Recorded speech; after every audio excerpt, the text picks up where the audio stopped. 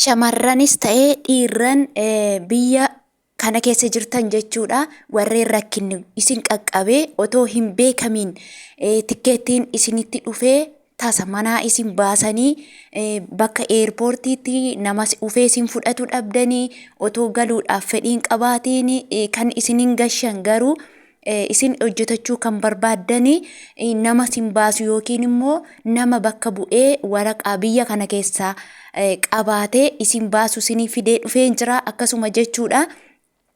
Madaamiinis mana baaftee isin gattee tikkeetti otoo isiniin fidiin bakka eerpoortii otoo isiniin geessiin bakka tokko otoo isiniin geessiin ba'inarraa jettee gaafa shaare yookiin immoo bakkeetti gadi isin baaftee lafa lixan dhabdan jechuudha. Bilbila isiniif hin kenna nama waraqata qabu nama deemee ufee isin fuudhuu danda'u akkasumas immoo nama lookeeshina isin bilbila kallattii yoo qabaatan jechuudha. Bilbila biyya kana keessaa fayyadamaa jirtu yoo taatan bakkuma bilbiluma sana bichaatiin yoo isatti dawwaltan lookeeshina ofuma isaa ilaalee dhufee isin baasuu ufitti isin fudhatu akka danda'u akkasumas immoo namoonni maallaqa ergachuu barbaadan jechuudha. Namoonni baay'een keessan abee lakkoofsa kee nuuf kenni karaa gabaa gurraachaatiin maallaqa nuuf ergi warri jettan jechuudha. Ofii kiyyaa akkuma beektan ani nama xalabaa hojjetaa jirudha jechuudha. Xalaba keessaatu mana hidhaa Qilinxoo beektu miti akka nama mana hidhaa Qilinxoo jiruuti minnaan hin jiru jechuun of jabeessanii hojjetudha waan ta'eef waan of jabeessuufi namuma bakka konfiidensii wayii qabu namuma bahee galuu danda'u namuma waan tokko gochuu danda'u fakkaadhu hin fakkaadhu garuu jechuudha. Ani akkuma keessan kontiraata keessattuu akkatti madaamiin kiyya na eegdu dhugaa waaqayyoo waan addaate jechuudha. Waan kaameraa daraddaramee bakka ajaa'ibatti na eegu jechuudha. Hidhaa Qilinxoo jechuun tokkuma hidhaa Qilinxoo keessa poolisiin yoo ati gadi baate as achi nama eega jedhanii nama sodaachisu hidhaa Qilinxoo jedhani akkasuma jechuudha. Kanaafu ofii kiyya erguu hin danda'u namoota lakkoofsa naaf kenni jettaniif garuu lakkoofsa isiniif hin kenna. Nama biyya kana keessatti eeyyama qabu eeyyama olii gaddeemee yookiin manatti ufee isin harkaa fuudhu adireesii yookiin immoo naannaa isin jirtan yoo ta'e ufee isin harkaa fuudhuu danda'u.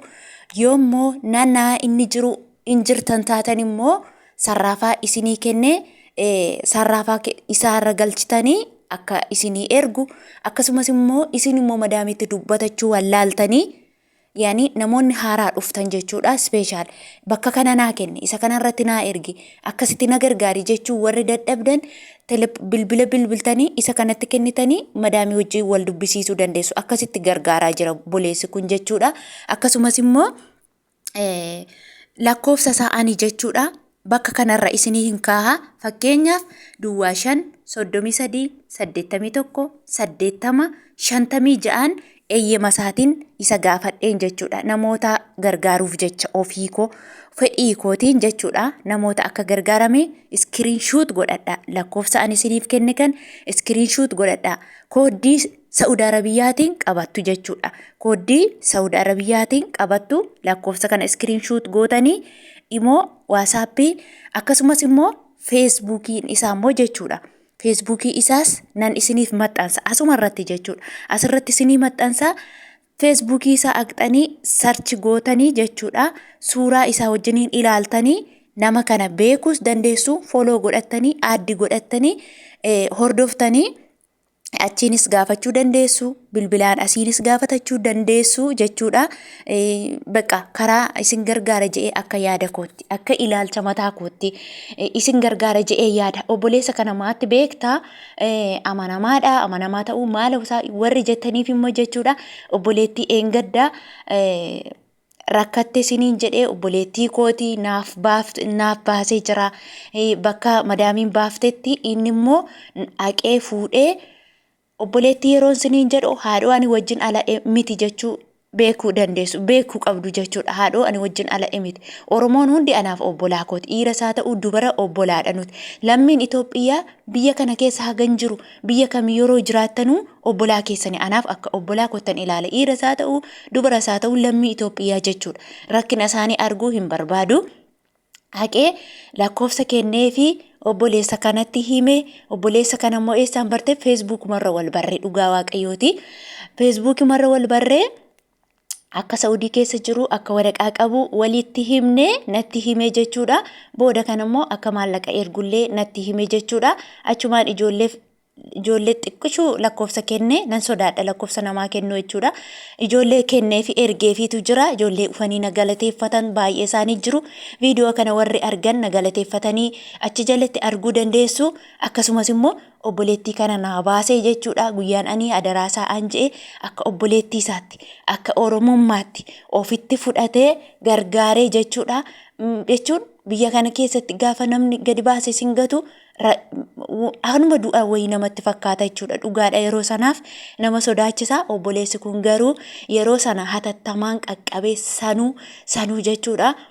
Waqtii futuura nyaatan soomana keessadha jechuudha. Waqtii namni maanna gashee ani nyaata kiyya nyaadha soomana kiyya hiikkadha maal na dhibe yeroo namni jedhutti jechuudha. Obboleessi kun dhugaadha kabajaan aqeetii obboleettii kana fuudhee akka obboleettii isaatti waan dubarta tokkoof barbaadamu waan ishii barbaachisu waa hunda isheefii godhee shaanxaa isheefii bitee waa hedduu isheefii godhee jechuudha.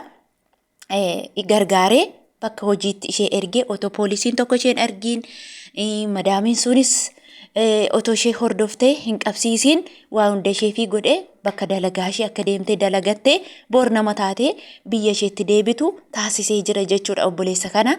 Sababa kanaaf baay'ee nan amane dhugaa dubbachuuf maaliifi namoonni tokko jechuudha akka tasaa Oromoo akka kanaa yoo abdan gaafa gadi baatan san yookiin Bangaaliin tokko taaskii jettee Bangaalii wayii wajjiniin lixxa Pakistaanii wayii Masrii wayii nama tokko faana gaafa lixxe bakka tokkotti si gata yookiin si gurgurata jechuudha. Argitaniitu akkuma eengadda obboleettii tokko Pakistaanii immoo Masrii jedhan suni baasee makiinaan walitti bu'ee duute jedhe sun kuni otoo Oromoo akka saati ta'ee waraqata seeraa qabaateera ta'ee obboleettii kana miidhaarran geessisu sodaatiin makiinaa oofuu hin danda'u qassi jedhee bakka ishiin akka lubbuu ishee akka lubbuu isaatti ilaalee jechuudha.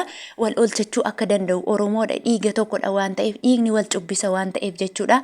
Kanaafiyyuu lakkoofsa beekuun rakkoon qabu ani kontiraata keessa jira rakkinni maaltu na tuqa afaanan beekaa akkasumas immoo jechuudha. Ani Madaamiin kee na jaallatti ijoollee ishee hundi na jaallata jettanii nan barbaachisu lakkoofsi waa tokko nan barbaachisu biyya kana keessatti mana kana keessa man jirutti hin jedhiina. Anumti ishee waggaa meeqa ejjette kun ofan sodaadha jechuudha. Maaliif yoo jettan biyya tokko kana keessatti haadhan qabdu abbaan qabdu firan qabdu rakkoon tokkommoo sababni tokkommoo jechuudha otoo hin beekamin gochaa rifuu liphii kan jedhan hin beektanii gochaa rifuu liphii kan libsuu ijaa keessa nama qaqqabdu wayii hin jirti bakka ilma namaa keessatti wanti tokko gammachuunis gaddis otoo hin beekamin kan nama qaqqabutu jira. Yeroo kanatti immoo qophooftee taa'uu qabda jechuudha. Waaqayyo namaa eegu rabbi otuma nama eegu otuma waaqa kadhannu rabbiin kadhannuuti immoo ofii keenyas immoo karaa tokko karaa itti of gargaarru eeggachuu qabaachuu qabna jechuudha. Kanaafuu warri as keessa jirtan biyya Saudii Arabiyaa keessa warri jirtan obboleessa kana dubbiftanii waliin haasoftanii itti fayyadamuu ni dandeessu jechuudha. Abeeti immoo maal argattaa gidduutti yoo jettani dhugaa ilma waaqayyooti. Ani waa takka waanan irraa argadhu sin qabu sumunii tokko waanan argadhu sin qabu maallaqa saa ta'u galata saa ta'u wanta tokko waanan argadhu tokkollee hin qabu jechuudha. Obbolummaa namummaa namni tokko yoo oole anaan na gammachiisattu namni tokko gaafa gammadu akka kootti ani nan gammada isin hin beeku ani inna qabattanii itti fayyadamuu dandeessu jechuudha. Maaliif yoo jettanii abee lakkoofsa keenaa kenni warra jettanii irra caalaa jechuudha. Akkasuma immoo obboleessa kana yeroo dubbisan akkasumatti haayi jettanii hin ba'iina. Haayi jechuun namni kamillee feesbuukii irraa qee haayi siin jedha. Haayiin immoo furmaatan qabu jechuudha. Rakkoo qabdan sagalee aanis haa ta'u barreeffamaanis yoo ta'e sagalee aanis yoo ta'e jechuudha. Ergaa guutuu yoo himattanii dafee isin jalaa qabuu danda'a jechuudha. Anis immoo warri lakkoofsa kee barbaannaa si dubbisna keessaa na dubbisi obboleetti warri jettan lakkoofsi koo Itoophiyaatiin banameera waan ta'eef jechuudha. As keessatti lakkoofsa as keessaatiin miti ani Itoophiyaatiin kan immoo banadheeru karaa feesbuukii uftanii abbeeloof yoo jettanii piroofaayiliin kos kanuma fakkaata. isuma asirra jiru jechuudha. Beeloof yoo jettan sinii ba'a. Akkasuma wanta barbaaddan sagalee kaawwatan achiin bilbila wal jijjiiruu ni dandeenya. Yaadaa fi qeeqa yoo qabaattan immoo koomentii jala kaa'uu dandeessu. Viidiyoo warri isinitti tole immoo laayik godhaa isiniin jedha. Turtii biraa yookiin viidiyoo biraa walitti deebinutti nagannaa tura.